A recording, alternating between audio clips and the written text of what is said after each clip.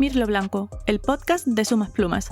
La expresión ser un mirlo blanco se usa para hablar de algo extraordinariamente fuera de lo común o difícil de encontrar, en tono positivo. Un mirlo blanco es algo de una rareza extraordinaria, ya que, en realidad, los mirlos son negros. Soy Clara Mendoza. Si quieres descubrir un montón de datos curiosos, historias fascinantes y temáticas que increíblemente se entremezclan con el hilo conductor de un ser emplumado, sigue escuchándome. Nunca pensé que me haría ilusión llevar 15 ratoncitos muertos en un tupper. Y sin embargo, así fue. Ocurrió el 30 de octubre de 2025.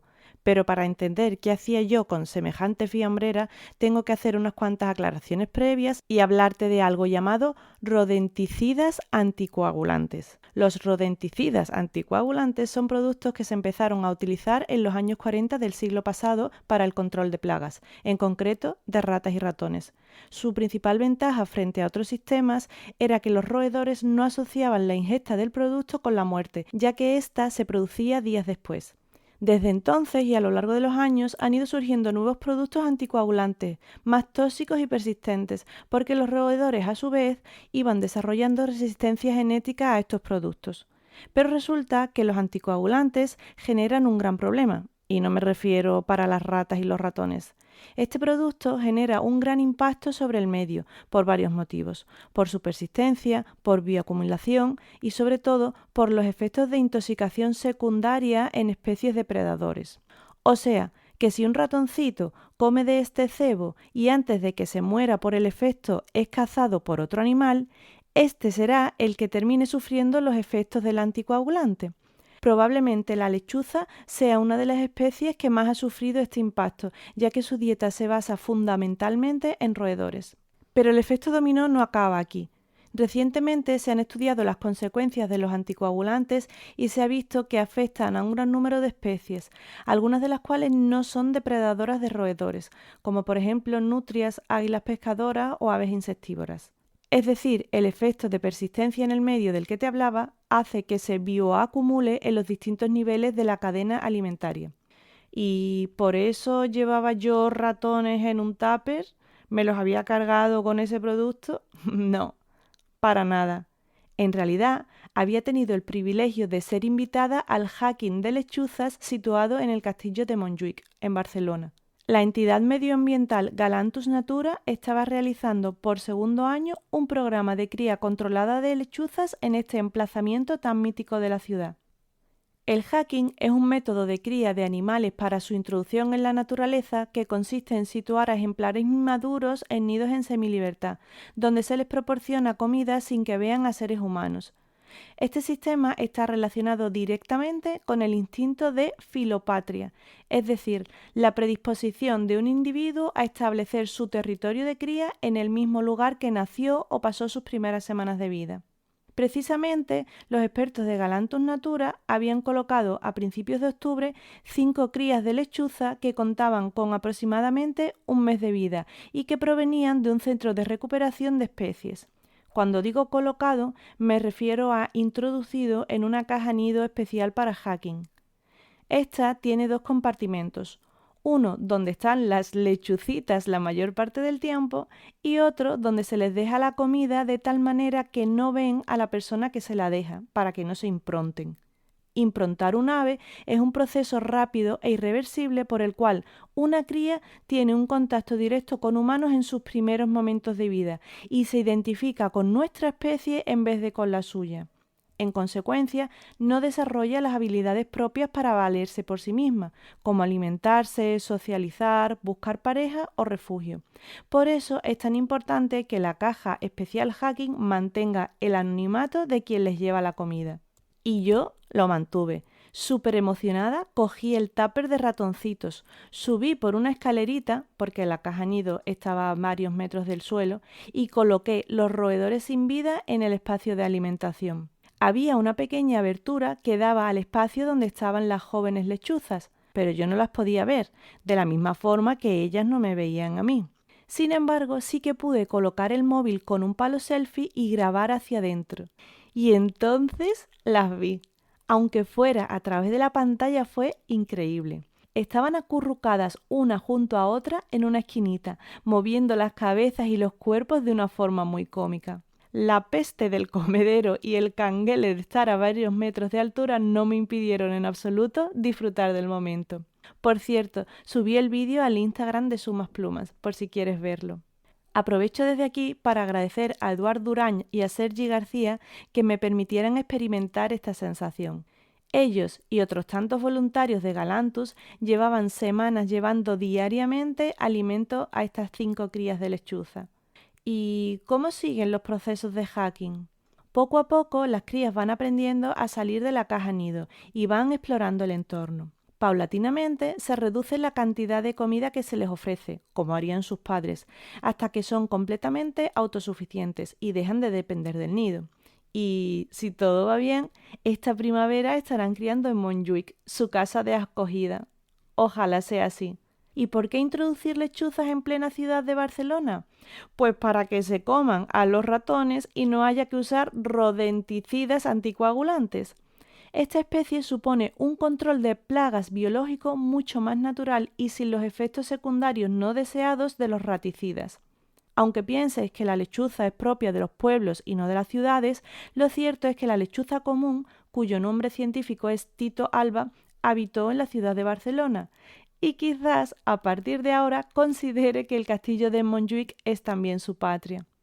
Por cierto, su canto me parece un poco inquietante.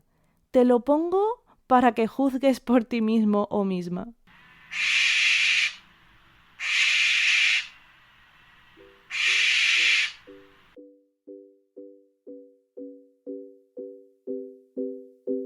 Si escuchaste el episodio 2 de Mirlo Blanco, sabrás que los trenes de alta velocidad tienen mucho que agradecerle al Martín Pescador. Sin embargo, el tren del que te voy a hablar no era precisamente de alta velocidad. Es más, sufrió un retraso de 4 horas. Cubría el trayecto entre Manchester y Londres. Era junio de 1990.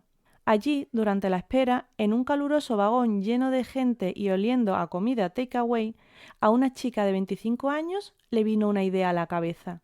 Estaba tan entusiasmada que cuando por fin llegó a su destino en la capital londinense, se puso a escribir como una loca. Sin embargo, ese mismo año, la aspirante a escritora sufrió un duro golpe.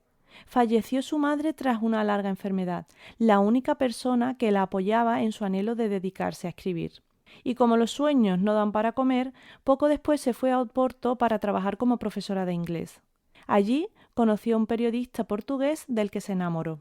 En 1992 se casaron y en 1993 nació su hija. Pero las cosas se torcieron. Las infidelidades y la adicción al alcohol del marido hizo que la relación fuera insostenible y se mudó a Edimburgo con su hermana. Desde allí, primero interpuso una orden de alejamiento y finalmente se divorció en 1994. Cayó en una depresión que le hizo incluso plantearse si quería seguir en este mundo. Estaba sin empleo, cuidando a su hija prácticamente sola y viviendo de ayudas del Estado. Sin embargo, siguió escribiendo. 5 años después de aquella idea en el tren parado, tenía un manuscrito mecanografiado en una vieja máquina de escribir. Muchos de los pasajes los había escrito a ratos en cafés de la ciudad mientras su hija dormía. Aunque consiguió un representante de una agencia literaria, el manuscrito fue rechazado por 12 editoriales. 12, hasta que una le dijo que sí. Era una pequeña editorial que había dejado leer el primer capítulo a la hija del presidente y le había gustado tanto que pidió urgentemente saber cómo continuaba la historia. A estas alturas es muy probable que sepas de quién te estoy hablando. Su nombre es Joanne Caitlin Rowling y en poco tiempo pasó de malvivir a base de ayudas estatales a ser una de las personas más ricas del Reino Unido, gracias a esa idea que tuvo en un tren que se retrasó. Harry Potter y la piedra filosofal vio la luz en 1997 con una tirada de tan solo 1000 ejemplares. El éxito fue inmediato y de dimensiones descomunales. Empezaron a producirse miles de copias. Los siguientes años, Rowling publicó un nuevo libro de la saga cada año. En el 98, Harry Potter y la Cámara Secreta. En el 99, Harry Potter y el prisionero de Azkaban. Y en el 2000, Harry Potter y el Cáliz de Fuego. Los millones de fanáticos de este pequeño niño mago huérfano tuvieron que esperar 3 años para devorar el siguiente libro, Harry Potter y la Orden del Fénix, en 2003, al que siguió Harry Potter y el Misterio del Príncipe en 2005. 10 años después de la publicación del primer libro, Rowling decidió terminar la saga. Era 2007 y publicó, entre gran expectación, el último volumen, Harry Potter y las Reliquias de la Muerte. La saga Harry Potter se ha traducido a más de 80 lenguas y las ventas de la totalidad de los libros superan los 500 millones de ejemplares. Sumado a los royalties, las adaptaciones cinematográficas y demás, el patrimonio estimado de su creadora ronda los 1.000 millones de dólares. Ganancias aparte, numerosos estudios y bibliotecarios coinciden en que la saga del Niño del Rayo en la frente impulsó el hábito lector en menores y adolescentes a finales de los 90 y principios de los 2000. Aunque yo tenía 24 años cuando se publicó el último libro, no era precisamente una niña, llevaba una década leyendo las aventuras de este personaje, que había crecido y madurado al igual que la adolescente que empezó a leerlo en un caluroso verano en Sevilla. Me dio pena saber que era el último libro. Por supuesto que lloré en el momento álgido del libro. Si lo has leído sabes perfectamente a cuál me refiero. No quiero hacer spoilers. Lo que comenzó como un libro de unos niños en un colegio de magia, con togas, escobas voladoras y hechizos mágicos, fue aumentando en crudeza a medida que Rowling escribía nuevos libros. Los niños crecían, la trama se iba volviendo más compleja y el desquiciadísimo Lord Voldemort, que en verdad se llamaba Tom Ridley, se volvía cada vez más malvado. En el último libro hay una escena que muchos han interpretado como el fin indiscutible de la infancia de Harry.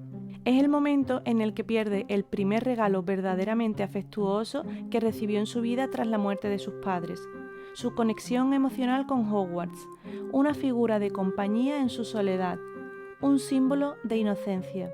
Esta pérdida marca claramente un punto de no retorno en la saga. ¿Sabes de qué estoy hablando? Se trata de la muerte de Edwin, su fiel mascota durante todas sus andanzas mágicas. ¿Y sabes qué animal era Edwin, que le llevaba volando las cartas al muchachito Potter? Una lechuza, ¿no? Luego te lo cuento.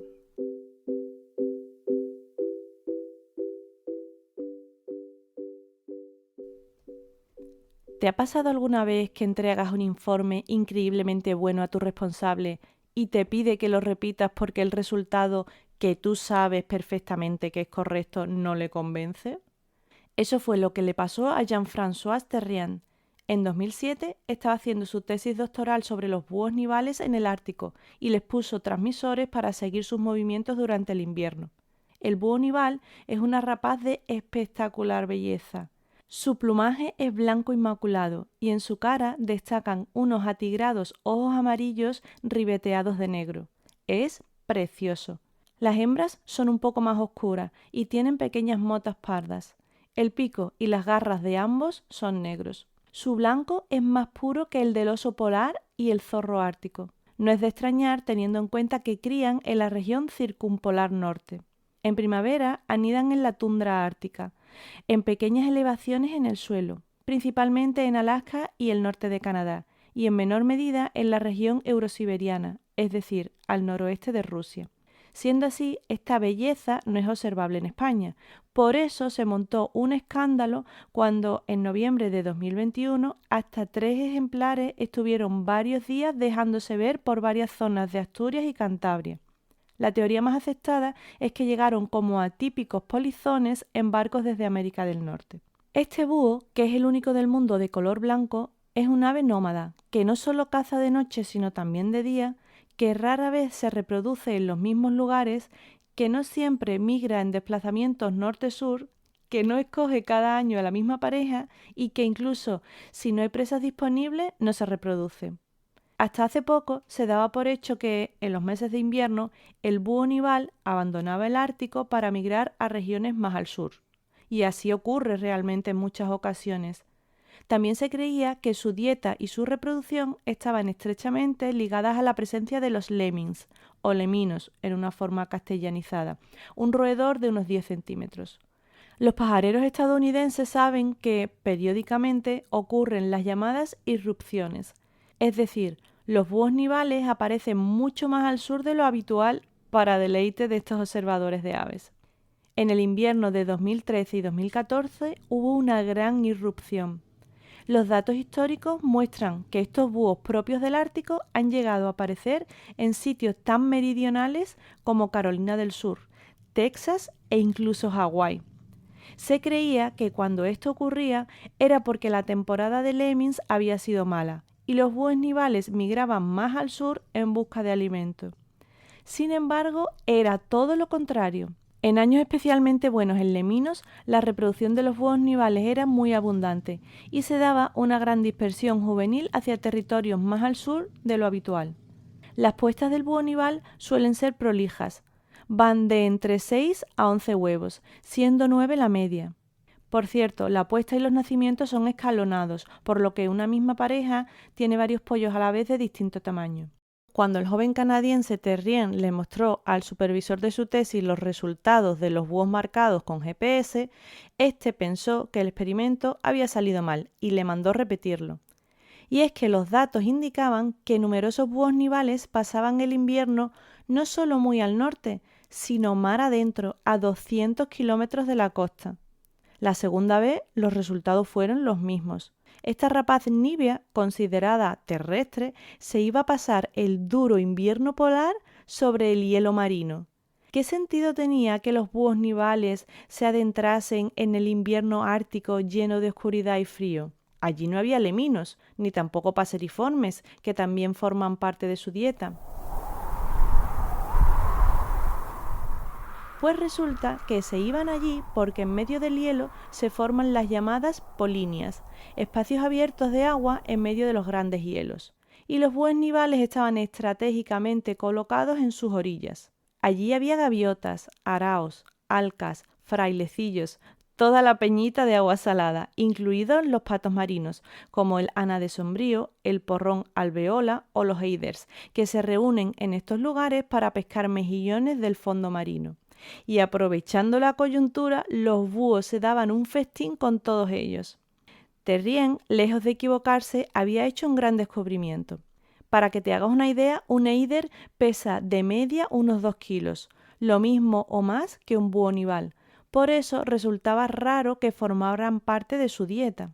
Sin embargo, tanto el estudio de Terrien como otros con egagrópilas lo confirmaban. Las egagrópilas son bolas que regurgitan algunas aves con restos no digeridos, como huesos, pelo o plumas.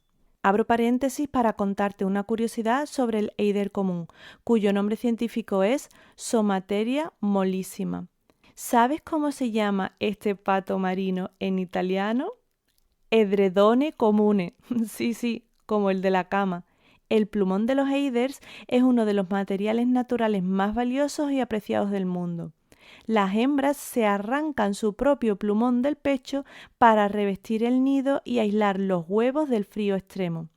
Ese material natural es extraordinariamente ligero, elástico y con una capacidad de aislamiento térmico excepcional, y es por eso que se usa como relleno de los edredones de altísima calidad. Pero tranquilidad, no se hacen matanzas para que durmamos calentitos. Resulta que en muchos lugares donde cría, como en Islandia, lo que se hace es recoger el plumón una vez que los nidos han sido abandonados. Es una práctica tradicional, muy regulada y considerada sostenible, en la que incluso se protege activamente a las colonias. Por eso, el plumón de eider es extremadamente caro. Su producción es limitada y requiere mucho trabajo manual de limpieza. Por cierto, el eider no es un pato cualquiera. Busca una imagen de ellos para ver lo particular de su cabeza y los colores del macho. ¿Tú crees que la lechuza de Harry Potter, la fiel Edwin, podría haberse comido un pato marino de 2 kilos? Pues lo cierto es que sí. En la traducción de la saga Potter al español, tanto en los libros como en las películas, llaman a Edwin lechuza, pero en realidad es un búho nival. Pero vamos a ver, ya hay poco conocimiento sobre aves en general para que encima un relato que han leído y visto millones de personas aumente la confusión. Pues sí, Edwin es un búho nival. Bueno, no uno, muchos. Para los diferentes rodajes se utilizaron hasta 7 individuos: Gizmo, Jasper, Ops, O-O, Elmo y Bandit. Además, a Edwin se la trata en femenino por ser una lechuza, pero en realidad todos los búhos nivales que la interpretaron eran machos. El motivo es porque son más pequeños. Una hembra hubiera resultado más pesada para un niño y más blancos, por lo que hacían un mayor contraste sobre el negro de las togas del uniforme de Hogwarts. A lo largo de los años se han vendido millones de peluches que encarnaban a Edwin, especialmente en The Wizarding World of Harry Potter, es decir, los parques temáticos para Pottermaníacos que hay en Estados Unidos, Japón y China. Desconozco si en estos parques temáticos se puede entrar con prismáticos, pero en Disneyland ya te digo yo que no se puede.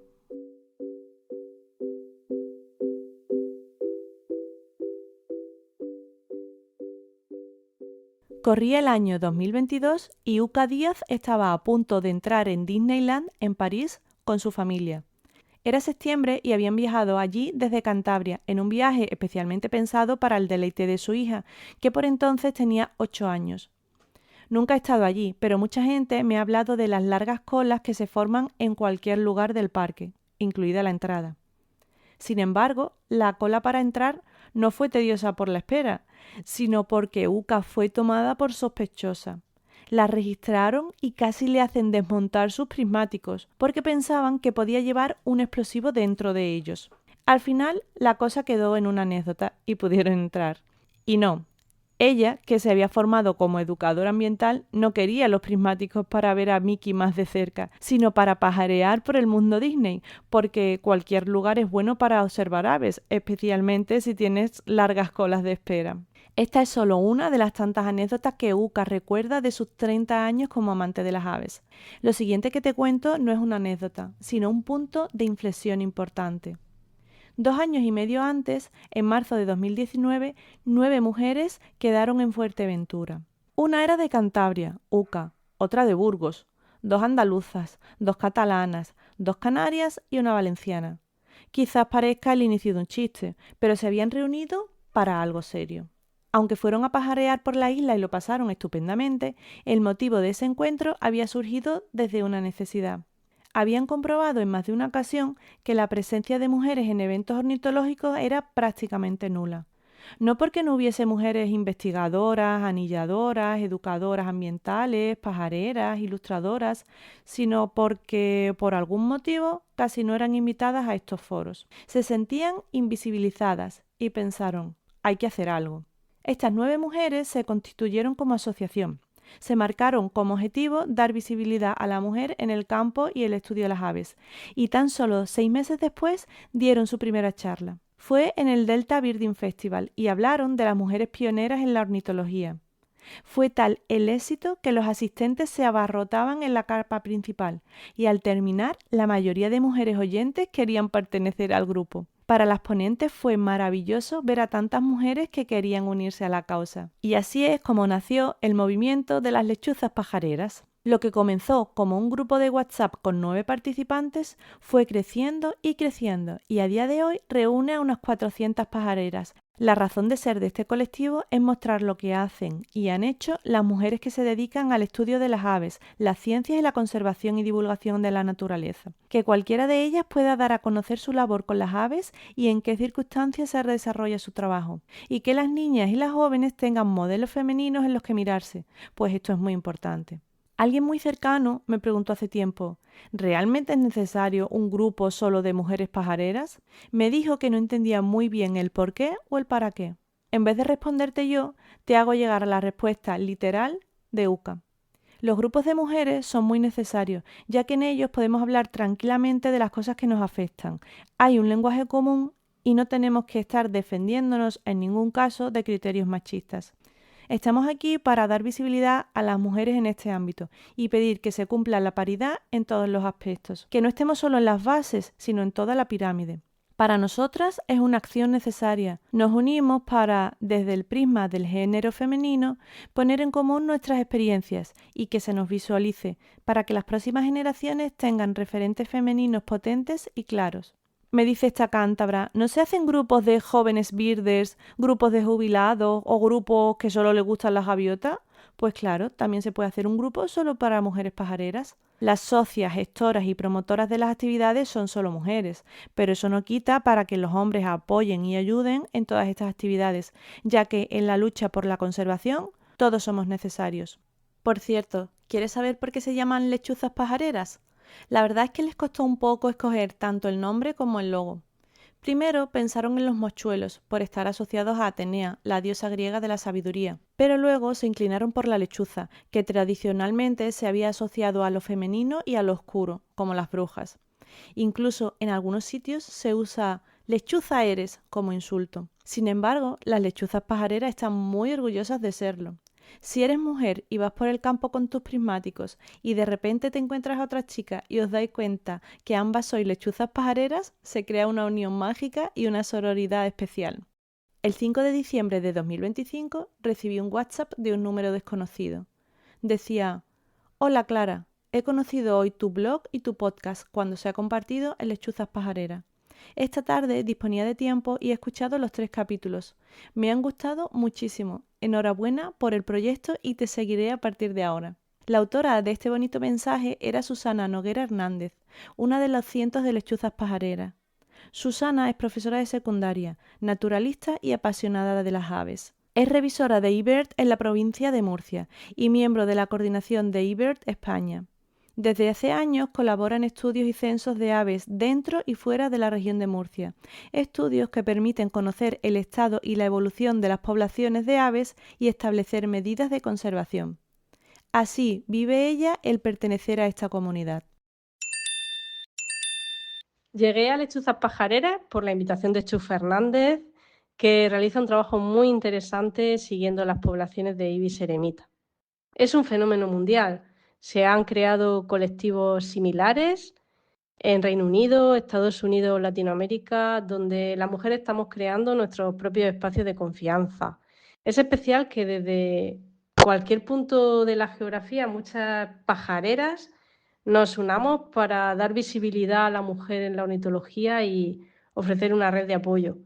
Me resultan especialmente enriquecedores los encuentros en festivales de ornitología o en lugares de peregrinación para observar aves como Santoña, el estrecho Estaca de Bares, donde las conversaciones fluyen al mismo tiempo que nos emocionamos observando aves desde un acantilado, a bordo de un barco o en un observatorio.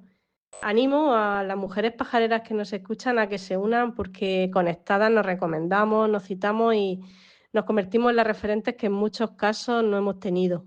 Si eres mujer, estás escuchando esto y quieres seguir el consejo de Susana y unirte a las lechuzas pajareras, solo tienes que buscarlas en Instagram o Facebook y solicitar que te incluyan. Así de fácil.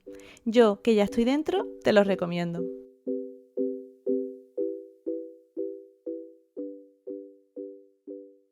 ¿Conoces a alguien que sea capaz de comunicarse con los animales salvajes? Yo sí, se llama Jordi. Lo conocí en septiembre de 2021 y volví a coincidir con él en abril de 2025. El primer encuentro fue en el Delta Birding Festival, el festival ornitológico que se celebra en el Delta del Ebro y en el que 2 años antes hicieron su charla debut las lechuzas pajareras. Me había apuntado a una actividad para conocer las rapaces nocturnas de Cataluña. Jordi nos presentó una a una las especies observables en esta comunidad. Nos habló de sus características y nos enseñó unas reproducciones a tamaño real de cada una de ellas. Después de la parte teórica, cuando cayó la noche, tocaba la parte práctica. Nos desplazamos hasta la zona del camping de los eucaliptos y empezamos un recorrido a pie esperando con gran expectación ver alguna de las especies. Un mochuelo, un cárabo, un búho chico, una lechuza. Supongo que seríamos unas 20 personas, por lo que no todos podíamos estar cerca de Jordi. Desde donde yo estaba, veía que levantaba un aparato y que iba reproduciendo el reclamo de un autillo. El autillo es uno de los búhos más pequeños de Europa, de unos 20 centímetros de longitud y unos 100 gramos de peso. Su canto es una especie de pitido que se repite con el mismo tono, ritmo y volumen durante minutos o incluso horas. Es por eso que a veces la gente lo confunde con alarmas. Escucha.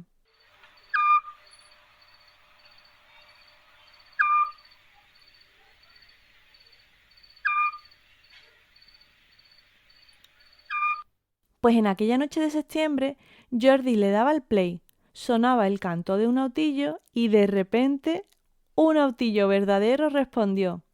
Guiados por el sonido, nos fuimos acercando al pequeño búho, que estaba en un árbol a bastante altura. Se estaba produciendo una conversación. El autillo y la grabación se iban respondiendo. A mí me parecía flipante y como pude me acerqué más a Jordi para no perderme nada.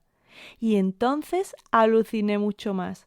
Me di cuenta de que el aparato no era un reproductor, sino un detector de ultrasonidos, y el reclamo del autillo que yo pensaba que salía del aparato, en realidad lo hacía el propio Jordi con la boca. Me quedé loca. El encantador de autillo siguió charlando con el autillo real y finalmente pudimos verlo, lo cual es realmente complicado. Por eso, cuando volví a ver a Jordi en 2025, sabía que el evento prometía. Fue el 11 de abril del año pasado. Eran las 7:30 de la tarde y estaba con mi amigo Gaby en una actividad de ciencia ciudadana organizada por el grupo ecologista del Vendrell y Baix Penedès. Habíamos ido hasta la Fundación Santa Teresa, en el Vendrell, Tarragona, para participar en el segundo censo simultáneo del mochuelo común. Nos explicaron que habían dividido el territorio en 20 zonas y que cada grupo o pareja tenía que hacer escuchas en unos 5 puntos distintos, perfectamente indicados con sus coordenadas exactas. Primero había que escuchar durante 1 minuto. Luego poner un reclamo de mochuelo durante 2 minutos. 2 minutos de escucha y repetir. Y había que apuntar cuántos mochuelos cantaban en cada uno de los pasos. De nuevo, en la explicación volví a escuchar a Jordi hablar como los pájaros. Y aquí tienes unos audios de aquel día. Aquí hace el sonido del búho real. El duc, no? Dues notes, l'última descendent.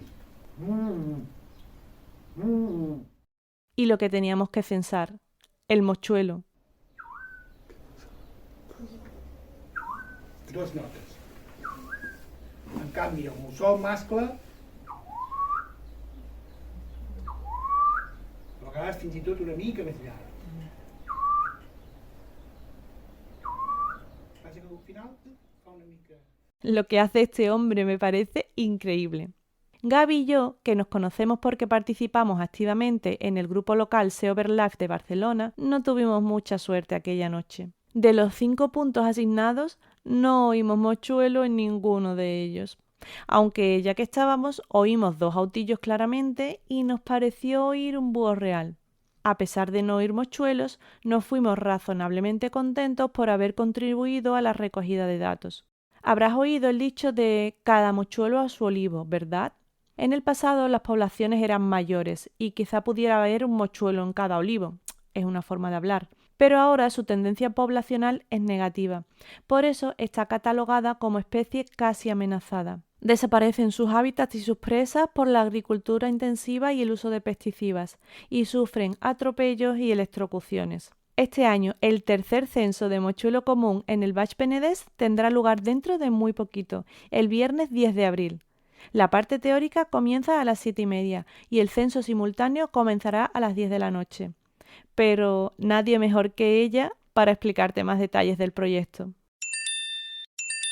Soy María Figueras, técnica de proyectos ambientales del Grupo Ecologista del Vendrell y el Baix Penedès, GEVEN, y desde hace ya 3 años hemos iniciado un proyecto en la comarca para crear una reserva de rapaces nocturnas en el Baix Penedès. Nos gustaría poder conocer cómo están las poblaciones de las distintas especies de rapaces que encontramos en la comarca para poder hacer acciones y actuaciones que mejoren sus poblaciones. Encontrar puntos críticos, mejorar su hábitat, hacer acciones que también incrementen el número de presas, por ejemplo. Y para hacerlo, pues necesitamos primero tener muchos datos sobre estas especies que en el caso de nuestra comarca, pues no tenemos o no teníamos hasta hace unos años. Estamos haciendo un censo anual de mochuelo europeo para conocer el estado de esta población. Es un proyecto de ciencia ciudadana. Cada año somos más de 50 voluntarios que nos repartimos por toda la comarca una noche a escuchar en más de 100 puntos qué información podemos recaptar del mochuelo. Entonces así podemos saber a qué distancia está, en qué dirección lo encontramos, si es un macho o si es una hembra. Y a partir de ahí nosotros podemos hacer todo un mapa de distribución, de densidad de población que nos ayuda a entender un poco cómo funciona esta especie en nuestra comarca. El proyecto es gracias a todos esos voluntarios que participan. Sin ellos no podríamos hacer el censo. Es un proyecto que, más allá de todos los datos que nos da el censo como tal, pues también vincula toda una sociedad, ¿no? Mueve todo un grupo de voluntarios y por lo tanto pues va mucho más allá de solo un proyecto científico. Por último, explicar un poco qué es Lleven y qué hacemos. Pues somos una entidad sin ánimo de lucro que trabajamos en nuestra comarca. Empezamos trabajando en la capital, en Vendrell, pero ahora ya repartimos nuestros proyectos todo el territorio y básicamente nuestra labor es la de potenciar toda la diversidad que encontramos en la comarca, proteger el medio ambiente, proteger el patrimonio natural que tenemos y darlo a conocer y divulgar sobre él. Por cierto, el Jordi del que te he hablado con tanta naturalidad se apellida Bausels. Es biólogo de formación, ornitólogo y naturalista especializado en rapaces nocturnas. Está muy vinculado a las especies de Cataluña, donde ha desarrollado gran parte de su trabajo de campo y divulgación. Sin duda, es un referente en el estudio y seguimiento de los búhos y lechuzas de la península ibérica, y para mí es el hombre al que oí con mis propios oídos hablar con un autillo.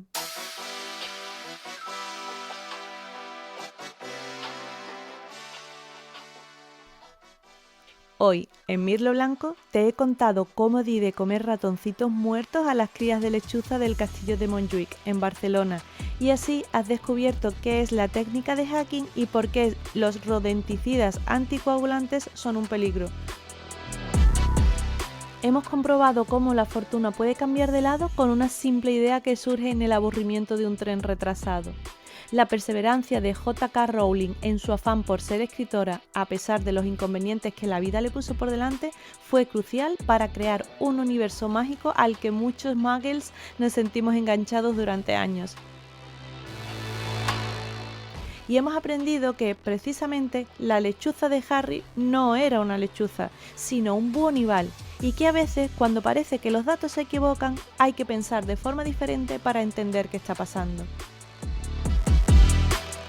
Te he presentado a las lechuzas pajareras. Estas sí que no son búhos nivales. Cómo surgió el movimiento, por qué y cómo lo viven dos de sus miembros. Ya sé que está mal dicho, pero a mí me gusta. Y por último, nos hemos trasladado a un par de noches tarraconenses en las que tuve el privilegio de escuchar a uno de los mayores expertos de rapaces nocturnos del país, oírlo hablar y comunicarse con los pájaros. Anticoagulantes, lechuzas, técnicas de reintroducción de especies, una escritora con un mundo mágico que compartir, un niño con una cicatriz, una lechuza que eran 7 búhos nivales, una comunidad de mujeres pajareras aún necesaria, un censo de mochuelos y un Jordi al que oí conversar con un autillo. ¿Qué especies y qué historias encontrarás en el siguiente? No te lo pierdas para saber la respuesta y para seguir descubriendo curiosidades, con y sin plumas. Soy Clara Mendoza y esto ha sido un nuevo episodio de Mirlo Blanco, un podcast de Sumas Plumas. Hasta el próximo día 1 del mes que viene, sed perdices como felices.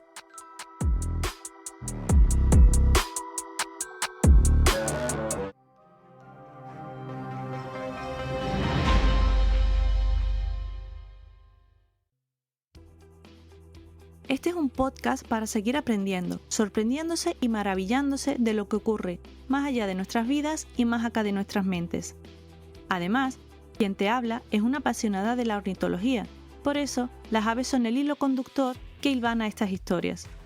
Aunque no seas un pajarero o pajarera empedernida, seguro que sabrás apreciar la excepcionalidad de estos seres y ojalá te pique la curiosidad para seguir conociendo más sobre ellos. Te invito a hacerme llegar tus comentarios, sugerencias, ideas o lo que te surja. Además, si es un contenido valioso para ti, me será muy útil si lo valoras positivamente en la plataforma en la que lo escuches, si comentas y sobre todo si lo compartes con aquellas personas que piensas que les puede gustar. Más información en la web www.sumasplumas.es. Te animo a que nos busques en Instagram, TikTok y YouTube con el mismo nombre, Sumas Plumas.